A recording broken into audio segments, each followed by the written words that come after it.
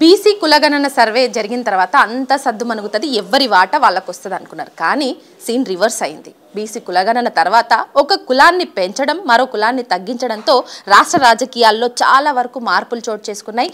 దాని మీదనే రచ్చ నడుస్తుంది. ఇప్పుడు ప్రజెంట్ అదే టాపిక్ మీద మనం మాట్లాడదాం. మనతో పాటు రిటైర్డ్ ఐఏఎస్ చిరంజీవులు సార్ మనతో పాటు ఉన్నారు. మనం మాట్లాడి చాలా విషయాలు తెలుసుకుందాం. ఇంటలెక్చువల్ ఫోరం చైర్మన్ కూడా సార్. ఒకసారి మాట్లాడి చాలా విషయాలు అడిగి తెలుసుకునే ప్రయత్నం చేద్దాం. సార్ చెప్పండి, అసలు బీసీ కులగణన సర్వే అయిపోయింది, తర్వాత కూడా ఎందుకు బీసీలు అందరూ సంతోషంగా లేరు? మొట్టమొదట రాష్ట్ర ప్రభుత్వానికి కులగణన జరిపినందుకు మేము ప్రత్యేకంగా అభినందన తెలియజేస్తున్నాం. కానీ కులగణన జరిపినటువంటి క్రమంలో కొన్ని కులాల సంఖ్య తగ్గిపోవడం, అగ్రవర్ణాల సంఖ్య పెరగడం అనేది కొంత బాధ కలిగించినటువంటి విషయం. అది బీసీల ఆత్మగౌరవాన్ని దెబ్బతీసినటువంటి విషయం. ముఖ్యంగా మనం చూసినట్టయితే మనకు 2014లో కూడా కులగణన జరిగింది. కానీ ఆ రోజు ఉన్నటువంటి రాష్ట్ర ప్రభుత్వం ఆ లెక్కల్ని బయటపెట్టకపోవడంతో ఈరోజు మళ్ళీ కులగణన చేయాల్సిన అవసరం ఏర్పడింది. సో ఈరోజు రాష్ట్ర ప్రభుత్వం కులగణన చేసిన తర్వాత విడుదల చేసినటువంటి స్టాటిస్టిక్స్ని చూసినట్టయితే ఆ రోజు 51% ఉన్న బీసీలు ఈరోజు 46%కి పడిపోవడం జరిగింది. అదేవిధంగా ఓసీలు ఆ రోజు కేవలం 9% ఉన్న ఓసీలు ఈరోజు 15.83% రావడం జరిగింది. సో దీనికి ముఖ్యమైనటువంటి కారణం ఏంటంటే బీసీలు 21.5 లక్షల జనసంఖ్య తగ్గడం జరిగింది. ఓసీలు సుమారు 15,73,000 మంది పెరగడం జరిగింది. సో మేమేమంటున్నామంటే ఒకవేళ నిజంగా సర్వే అంటూ సక్రమంగా జరిగితే అన్ని వర్గాలది పెరగాలి. ఎందుకంటే ఒక దశాబ్ద కాలం తర్వాత ఈ సర్వే జరిపినాం. 2014 సెప్టెంబర్ 18న ఆ రోజు సర్వే జరిగింది. ఈరోజు మళ్ళీ సెప్టెంబర్ 19, ఈరోజు మళ్ళీ మీరు నవంబర్లో 2024 జరిపారు. సుమారు 10.5 సంవత్సరాలు లేదా 10 సంవత్సరాలు సర్వే. ఇది ఖచ్చితంగా జనసంఖ్య పెరుగుద్ది. అట్లాంటి సందర్భంలో తగ్గడం అనేది కొంత బాధ కలిగించిన విషయం. అందుకే బీసీ సంఘాలన్నీ కూడా ముక్తకంఠంతో ఈ సర్వేను సవరించాలని కోరడం జరిగింది. సో మరి అనేక ఉద్యమాలు కూడా జరిగినాయి. చివరకు రాష్ట్ర ప్రభుత్వం దిగివచ్చి ఎవరైతే మిస్ అయినారో ఆ మిస్ అయినటువంటి 3.1%కు మేము మళ్ళీ రీసర్వే చేస్తాము, లేదా వాళ్ళకు అవకాశాలు ఇస్తామని చెప్పడం జరిగింది. సార్ నిన్న బట్టి విక్రమార్క మంత్రి మాట్లాడిన మాటలు వింటుంటే మళ్ళీ కులగణన సర్వేలో రీషెడ్యూల్ అంటే కొంతమంది ఎవరైతే మిగిలిపోయారో వాళ్ళకి మళ్ళీ సర్వే చేయాల్సి ఉంటుంది అనేసి మాట్లాడారు. అప్పుడేమో పూర్తిగా అయిపోయింది అని లెక్కలు బయట పెట్టిర్రు, తగ్గించారన్న గొడవ రచ్చకెక్కేసరికి ఇప్పుడు మళ్ళీ సర్వే చేయాలంటున్నారు. సర్వే చేయాల్సిన అవసరం ఉంది, మండలాలకు సంబంధించిన డెవలప్మెంట్ ఆఫీసర్లను కలిసి అప్లికేషన్స్ ఇవ్వండి అంటున్నారు. సో దీన్ని ఎట్లా చూస్తారు సార్? అంటే అప్పుడే ఇప్పుడు మొన్న అసెంబ్లీలో పెట్టినటువంటి స్టేట్మెంట్ని తప్పంటారా, లేదంటే ఇప్పుడు చట్టబద్ధత చేస్తా అన్నదాన్ని ఒప్పంటారా ఏంటి? వారు అప్పుడు కూడా ఏమన్నారంటే 3.1 మిస్ అయిందన్నారు. సో మిస్ అయిన వాళ్ళకే మళ్ళీ మేము అవకాశం ఇస్తున్నామని మళ్ళీ చెప్తున్నారు. వాస్తవానికి ఇప్పుడు జనాభా పరంగా చూస్తే సుమారు 40-45 లక్షల సంఖ్య తగ్గింది ఈ సర్వేలో. సో కాబట్టి 40-45 లక్షల మంది ఎన్రోల్మెంట్ చేసుకోవాల్సిన అవసరం ఉంది. ఇది 3.1 కాదు, ఇంకా చాలా ఎక్కువగా వచ్చే అవకాశం కూడా ఉంటుంది. కాబట్టి ఎవరైతే ఎలిజిబుల్ ఉండి అంటే మీ సర్వేలో మిస్ అయిన వాళ్ళందరినీ కూడా ఎన్రోల్మెంట్ చేయాల్సిందిగా మేము రాష్ట్ర ప్రభుత్వాన్ని విజ్ఞప్తి చేస్తున్నాం. దీనికి పెద్ద ఎత్తున ప్రచారం కల్పించి కేవలం 3.1 మిస్ అయిన వాళ్ళనే కాదు, అసలు యాక్చువల్గా ఇప్పటికే చాలామంది సంచార జాతుల వాళ్ళు ఉన్నారు, వాళ్ళకి ఇండ్లు లేవు. అదేవిధంగా చాలామంది కిరాయిదారులు ఉన్నారు, వాళ్ళు కూడా మిస్ అయినారు. వాళ్ళందరినీ కూడా ఎన్రోల్ చేసి జనసంఖ్య మనది 4 కోట్లు తెలంగాణ జనసంఖ్య. ఆ 4 కోట్లకు సరిపడేలాగా మన అందరూ కూడా ఎవరు మిగిలిపోకుండా అందరూ ఈ సర్వేలో వచ్చేలాగా రాష్ట్ర ప్రభుత్వం తన యంత్రాంగాన్ని సమాయత్తపరిచి మరి సర్వేని చేయాల్సిందిగా కోరుతున్నాం. సో స్టార్టింగ్లో 2014లో ఉన్నటువంటి ఏదైతే సర్వే రిపోర్ట్ ఆధారంగా చూస్తేనేమో ఇప్పుడు చేసినటువంటి కులగణన సర్వే రిపోర్ట్లో తగ్గించి చూపిస్తున్నారు బీసీలని. సో దాన్ని యాక్సెప్ట్ చేస్తారా, లేదంటే ఓన్లీ 3.4% మాత్రమే తగ్గింది, వాళ్ళకు మళ్ళీ మిగతా వాళ్ళకి మనం చేయాల్సి ఉంది సర్వే అన్న మాటని ఏకీభవిస్తారా ఏంటి? ఇప్పుడు మేము 3.1 అనేది కేవలం హౌస్ హోల్డ్స్ని బట్టి వాళ్ళు నిర్ధారించారు. వాస్తవానికి పాపులేషన్ తీసుకుంటే సుమారు 40-45 లక్షల మంది ఉంటారు. బీసీలలో చాలామంది ఏంటంటే మైగ్రేషన్ ఉంటారు. ఇక్కడ బీసీ ఎస్సీ ఎస్టీలలో ముఖ్యంగా మనం చూసినట్టయితే మన రాష్ట్రంలో మహబూబ్నగర్ నుంచి భవన నిర్మాణ కార్మికులు యావత్ భారతదేశం వెళ్తున్నారు కూడా. అదేవిధంగా చేనేత కార్మికులకు సంబంధించి అనేక మంది ముంబైలో ఉన్నారు, పూణేలో ఉన్నారు, భివండీలో ఉన్నారు, ఇంకా రకరకాల ప్రాంతాల్లో ఉన్నారు. సో వీళ్ళందరికీ కూడా ఒక ఆన్లైన్ ద్వారాను లేదా ఒక మొబైల్ యాప్ డెవలప్ చేసి ఎన్రోల్మెంట్ చేయించుకుంటే 100% జరిగే అవకాశం ఉంది. అట్లనే చాలామంది మస్కట్ దుబాయ్లో కూడా వెళ్ళినటువంటి వాళ్ళు ఉన్నారు. సో వాళ్ళందరి డాటా కూడా ఇక్కడ రావాల్సిన అవసరం ఉంది. అందుకే ఆన్లైన్ ద్వారా కానీ లేదా ఒక మొబైల్ యాప్ ద్వారా దీన్ని ఎన్రోల్మెంట్ చేయించుకునే అవకాశం వాళ్ళకి కల్పించడానికి కోరినాం. కాబట్టి ఇప్పుడు 3.1 అనే కాదు, నేను ఇంతకుముందే చెప్పినా ఇంకా ఎక్కువ కూడా వస్తుంది. తెలంగాణ పాపులేషన్ అనేది 4 కోట్ల పైబడి ఉన్నటువంటి పాపులేషను. కేవలం మీరు చూపించినటువంటి సర్వేలో 3.66 లక్షలు వస్తుంది, లేదా మీరు అన్నట్టు 3.70 లక్షలు వచ్చినా సుమారు 30-40 లక్షల జనాభా తగ్గి ఉన్నారు. కాబట్టి వీళ్ళందరూ కూడా ఎన్రోల్మెంట్ చేసుకునేలాగా రాష్ట్ర ప్రభుత్వం చర్యలు తీసుకోవాల్సిందిగా కోరుతున్నాం. సార్, మొన్న మీరు వరంగల్ సభలో మాట్లాడినటువంటి మాటలు చూస్తే కూడా చాలా ఎవరికి తెలియనటువంటి విషయాలను చాలా వరకు మీరు సభలో వ్యాఖ్యానించారు. సో ఆ ఆధారంగా చెప్పండి, నిజంగా బీసీలకు రాజకీయంగా కానీ విద్యాపరంగా కానీ లేదంటే సామాజికంగా కానీ ఇట్లా ప్రతి దాంట్లో అన్యాయం జరుగుతూ వస్తుంది. నిజంగా ఇప్పుడు ఈ కాంగ్రెస్ గవర్నమెంట్లో న్యాయం జరుగుతుంది అనుకుంటున్నారా? గవర్నమెంట్కి మీరు ఇచ్చే సలహాలు కావచ్చు, సూచనలు.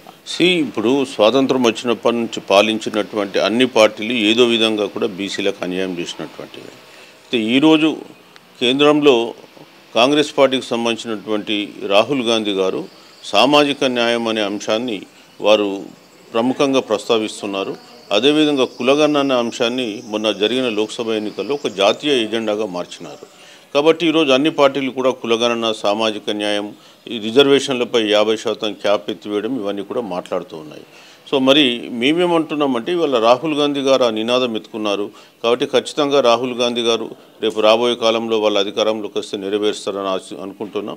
అదేవిధంగా కేంద్రంలో ఉన్న బీజేపీ ప్రభుత్వం కూడా తప్పకుండా ఈ కులగణన చేసి జనాభాకు అనుకూలంగా జనాభా దామాషా ప్రకారం బీసీలకు కూడా రిజర్వేషన్లు పెంచాలని చెప్పేసి మేము కోరుతూ ఉన్నాం. అదేవిధంగా రాజకీయాల్లో కూడా బీసీలకు రిజర్వేషన్లు కల్పించాలి. లేనట్టయితే వాళ్ళు చట్టసభల్లో కేవలం నామమాత్రంగా మిగిలిపోతున్నారు. వాళ్ళకు ఆర్థికపరమైనటువంటి అనేకమైనటువంటి ఇబ్బందులు వస్తున్నాయి. ఆర్థికపరమైన బడ్జెట్ రిలీజెస్ కూడా సరిగా లేవు. కాబట్టి వారి వాయిస్ చట్టసభల్లో వినిపించాలంటే ఖచ్చితంగా రాజకీయ రంగంలో రిజర్వేషన్లు ఉండాలి. అదేవిధంగా వారి జనాభా దామాషా ప్రకారం విద్యా ఉద్యోగాల్లో కూడా రిజర్వేషన్ ఉండాలని చెప్పి కోరుతున్నాం. ఇప్పుడు చూసుకుంటే మాత్రం ఇప్పుడు ఒకవేళ నిజంగానే చట్టం చేసినా కూడా, బిల్ పాస్ చేసినా అంటే కేంద్రానికి వదిలిపెట్టాం, మొన్న స్టేట్మెంట్ వరకే ఇచ్చేసి మేము కేంద్రానికి పంపించాం, కేంద్రం దగ్గర ఉంది, కేంద్రం బిల్ పాస్ చేస్తే అయిపోతుంది అని చేతులు ఎత్తేసారు. మళ్ళీ నిన్న ఒక మాట. సో ఇట్లాంటి విషయాల్లో ఎంత కేరింగ్గా ఉండాలి? ఎందుకంటే బీసీలు ఇప్పుడున్న కులాలు అన్నిటికంటే కూడా చాలా పెద్ద ఎత్తుల్లో ఉంది. వాళ్ళ వాట నిజంగా వాళ్ళకి ఇస్తే రాజకీయంగా కావచ్చు, ఆర్థికంగా కావచ్చు, విద్యా ఉద్యోగాల్లో రాణిస్తారు. సో ఈ విషయంలో మీ పోరాటం ఎట్లా ఉంటుంది? అంటే ఫైట్ చేసేటువంటి బీసీ నాయకులతో మీకున్నటువంటి రిలేషన్ ఎట్లుంటుంది, వాళ్ళతో ఎట్లా ముందుకు పోతారు? సో ఇప్పుడు మేము బీసీ ఇంటెలెక్చువల్ ఫోరం ద్వారా మన బీసీ సంఘాలన్నింటినీ కూడా ఐక్యం చేసి ఈ పోరాటం వైపు నడిపిస్తున్నాం. ముఖ్యంగా చూసినట్టయితే ఇప్పుడు మీరు అన్నట్టుగా ఏంటంటే ఇక్కడ కేవలం అసెంబ్లీలో మనం చట్టం చేసి పంపించినంత మాత్రాన కేంద్రం సహకారం లేనిది అది పూర్తిగా చట్టంలోనికి రాదు, 9th షెడ్యూల్లో ఇంక్లూడ్ కాదు. కాబట్టి 9th షెడ్యూల్లో ఇంక్లూడ్ అయితేనే మనకు కొంత కోట్ల నుంచి ప్రొటెక్షన్ అనేది ఉంటుంది. ఇవాళ తమిళనాడులో 50% రిజర్వేషన్ ఉందంటే అది 9th షెడ్యూల్లో ఇంక్లూడ్ అయింది. రాజ్యాంగ సవరణ ద్వారా అది ఇంక్లూడ్ చేయడం జరిగింది. సో అట్లా రాష్ట్ర ప్రభుత్వం అన్ని పార్టీలను కలుపుకొని కేంద్రం వద్దకు వెళ్ళి కేంద్రంలో ఉన్నటువంటి అధికార పార్టీని కూడా ఒప్పించి చట్టం చేసి మరి 9th షెడ్యూల్లో పెడితే ఖచ్చితంగా ఇది జరిగే అవకాశం ఉంది. లేనట్టయితే ఇల్లలకగానే పండగ కాదన్నట్టు మేము కూడా తెలుసు దీని పరిణామాలు ఎట్లుంటాయి అనేది. సో ఇక్కడ రాష్ట్ర ప్రభుత్వం పంపిన తర్వాత వాళ్ళు కేంద్రం కోర్టులో ఉంటుంది. సో కేంద్రాన్ని కూడా కలిసి ఆ కేంద్ర ప్రభుత్వానికి కూడా ఈ చట్టం చేయమని చెప్పేసి అడుగుతాం.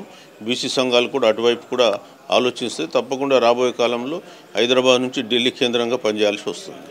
ఎందుకంటే సుప్రీంకోర్టు తీర్పుకు అనుగుణంగా అట్లాగే కేంద్రానికి సంబంధించిన మీరు ఇప్పటివరకు చెప్పినట్టు ఆ విషయాలకు అనుగుణంగా పనిచేస్తేనే బీసీ కులగణన అనేది సాఫీగా సాగుతుంది అంటున్నారు. కానీ రాష్ట్రం వ్యాఖ్యలు చూస్తుంటే మరోసారి బీసీలను మోసం చేసినట్టే కనిపిస్తుంది. ఎందుకంటే మొన్న ముఖ్యమంత్రి ఒక మాట అసెంబ్లీలో, మళ్ళీ నిన్న బట్టి విక్రమార్క గారు ఒక మాట. సో దీన్ని ఎట్లా చూస్తారు అంటారు? సో వాళ్ళకి మీ తరపున చెప్పేటువంటి డిమాండ్స్ ఎట్లా ఉంటాయి? మేమేమనుకుంటున్నామంటే రాహుల్ గాంధీ గారు లోక్సభలో ప్రతిపక్ష నాయకుడు. సో ఖచ్చితంగా కాంగ్రెస్ ఈ విషయాన్ని లోక్సభలో టేకప్ చేస్తుంది. వారికి కూడా సుమారు ఒక 180-190 మంది ఎంపీలు వారికి కూడా ఉన్నారు కేంద్రంలో.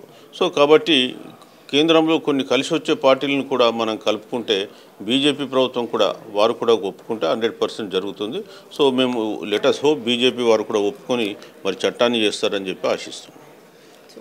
నెక్స్ట్ ఎట్లా ఉంటుంది మీ కార్యాచరణ? ఇప్పుడు మొన్నటికి మొన్న అంటే ఎవరు బీసీ నాయకులు ముందట పోయి సభలు సమావేశాలు ఏర్పాటు చేసినా, రీసెంట్గా మల్లన్న బీసీ నినాదాన్ని తీసుకొని ముందుకు పోయినా తెలంగాణలో ఇప్పుడు ఉన్నటువంటి సిచ్యువేషన్లో బీసీ నినాదం అనేది చాలా పెద్ద ఎత్తున కొనసాగుతుంది.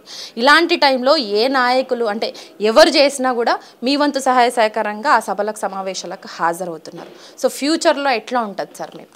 ఇప్పుడు మనం ఎప్పటికప్పుడు బేరేజ్ వేసుకొని కార్యాచరణ రూపొందించుకోవాల్సిన అవసరం ఉంటుంది. సో ఈరోజు రాష్ట్ర ప్రభుత్వం తిరిగి మిస్ అయినటువంటి వాళ్లకు, సర్వేలో పాల్గొన్నటువంటి వాళ్లకు ఒక అవకాశం ఇస్తుంది కాబట్టి రాష్ట్ర ప్రభుత్వాన్ని అభినందిస్తున్నాం. ఎట్ ద సేమ్ టైం ఈ బీసీ ఉద్యమం అనేది ఇవాళ ఒక రిజర్వేషన్ల వరకే కాదు, రాబోయే కాలంలో తెలంగాణ రాష్ట్రంలో బీసీ రాజ్యాధికారం ఏర్పడేంత వరకు కూడా కార్యాచరణలు తయారవుతూనే ఉంటాయి, యాక్షన్ ప్లాన్ తయారవుతూనే ఉంటుంది, ఇంప్లిమెంటేషన్ అవుతూనే ఉంటుంది. ఒక్క మాట, బీసీల హక్కుల కోసం పోరాటే విషయంలో నిజంగా గవర్నమెంట్ని మనం దూషించవచ్చు, వాళ్ళ మీద ఫైట్ చేయొచ్చు, మన తరపున ఉన్నటువంటి డిమాండ్లను వాళ్ళ ముందు పెట్టవచ్చు. కానీ తిట్లతోటో లేకపోతే బూతులతోటో బూతు పురాణాలతోటో మనం ముందుకు పోతే అవుతుందా సార్? మొన్న సభలో తీన్మార్ మల్లన్న మాట్లాడినటువంటి మాటల్ని ఎట్లా చూస్తారు? వాళ్ళకి ఏమైనా మీరు ఇంటర్నల్గా కలిసినప్పుడు ఏమైనా సలహాలు ఇచ్చారా? ఇప్పుడు ఆ విధంగా మాట్లాడడం అనేది వారి వ్యక్తిగతం, నేను దాని మీద ఎక్కువ కామెంట్ చేయదలుచుకోలేను.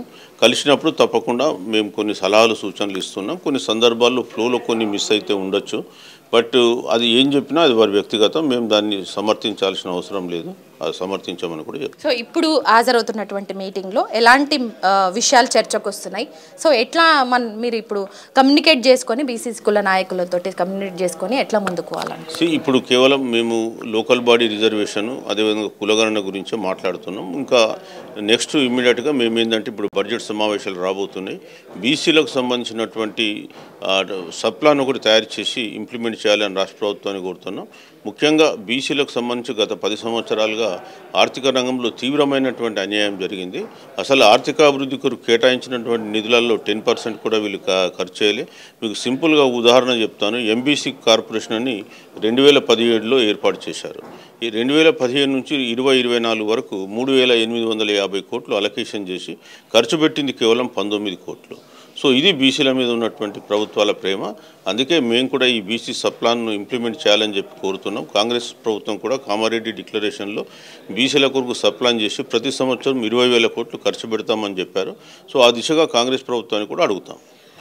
అధికారంలోకి రాకముందు ఇచ్చినటువంటి హామీలను అధికారంలోకి వచ్చాక నెరవేర్చే విషయంలో ఎందుకు మీనవేషాలు లెక్క పెడుతుంది గవర్నమెంట్? ఈ గవర్నమెంట్ అనే కాదు, ఏ గవర్నమెంట్ అయినా బీసీల పట్ల అట్లనే పక్షపాత ధోరణి వహించింది. సో ఎప్పుడైతే బీసీలు కొంత కలిసికట్టుగా ఉద్యమిస్తున్నారో ఖచ్చితంగా ప్రభుత్వాలు కూడా దిగి వస్తున్నాయి.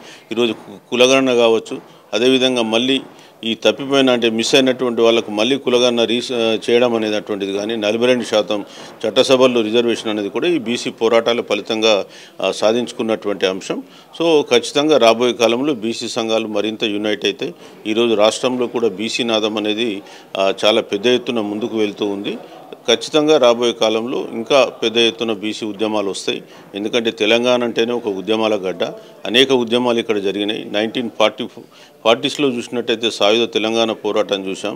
అదేవిధంగా 60స్లో చూసినట్టయితే మనం మళ్ళీ తొలి దశ తెలంగాణ పోరాటం చూసాం. అదేవిధంగా 1980s 90s వచ్చేస్తే ఇక్కడ మావోయిస్ట్ ఉద్యమాలు జరిగినాయి.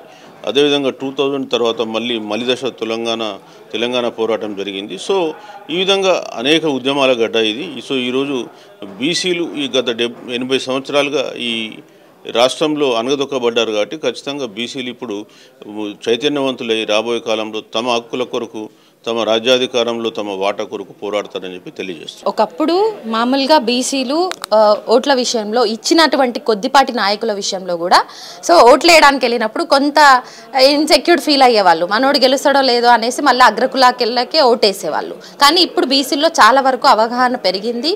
సో నినాదం కూడా చాలా పుంజుకుంది. సో ఇట్లాంటి టైంలో బీసీల్లో వచ్చేటువంటి అంటే వాళ్ళ భావన ఎట్లా ఉందంటారు? నెక్స్ట్ జరగబోయే ఎలక్షన్స్లో ఎట్లా ఉంటుంది అనుకుంటున్నారు? సో ఖచ్చితంగా బీసీలు చైతన్యవంతం అయ్యారు కాబట్టి తమ వాళ్ళకే తమ ఓటు వేసుకుంటారని చెప్పి మేము ఆశిస్తూ ఉన్నాం. ఈ బానిస సంఖ్యలను తెంచుకోవాల్సిన అవసరం ఉందని చెప్పి వాళ్ళకు కూడా మేము ఎడ్యుకేట్ చేస్తున్నాం. కాబట్టి ఖచ్చితంగా బీసీలు మారి తమ అభ్యర్థుల్ని గెలిపించుకొని రాజ్యాధికారాన్ని చేపడతారని చెప్పి తెలియజేస్తాం. Thank you so much sir. So మొత్తానికైతే బీసీలకు రాజ్యాధికారం దక్కే వరకు ఇలాగే ఇప్పుడున్నటువంటి రసవత్తరంగానే కొనసాగుతుంది. ఎందుకంటే బీసీల్లో ఒకప్పుడు చైతన్యం అయితే లేదు, బట్ ఈ టైంలో మాత్రం చైతన్యం చాలా వరకు వచ్చింది. బీసీలు బీసీ నాయకులనే ఎంచుకునేటువంటి ఒక ధోరణి అయితే బీసీలో ఏర్పడింది. అందుకే కులాలన్నీ కూడా అంటే బీసీ కులాలన్నీ కూడా ఏకమై బీసీ కుల సంఘాలన్నీ కూడా ఏకమై పోరాటం అయితే చేస్తున్నారు. తెలంగాణ అనేది ఒక ఉద్యమ గడ్డ. ఖచ్చితంగా బీసీ నినాదాన్ని బీసీ కులగణన సాఫీగా జరిగే వరకు మాత్రం వీళ్ళ పోరాటం ఆగదు. నిజంగా ఏ గవర్నమెంట్లో వచ్చినా ఇప్పుడున్నటువంటి కాంగ్రెస్ గవర్నమెంట్ కులగణన సర్వే విషయంలో ఎవరి వాటా వాళ్ళకి ఇవ్వకపోతే మాత్రం మరో ఉద్యమం తప్పదంటూ కూడా హెచ్చరికలు జారీ చేస్తున్నటువంటి పరిస్థితులు. కెమెరా పర్సన్ నరసింహతో హరిత, న్యూస్ లైన్ తెలుగు.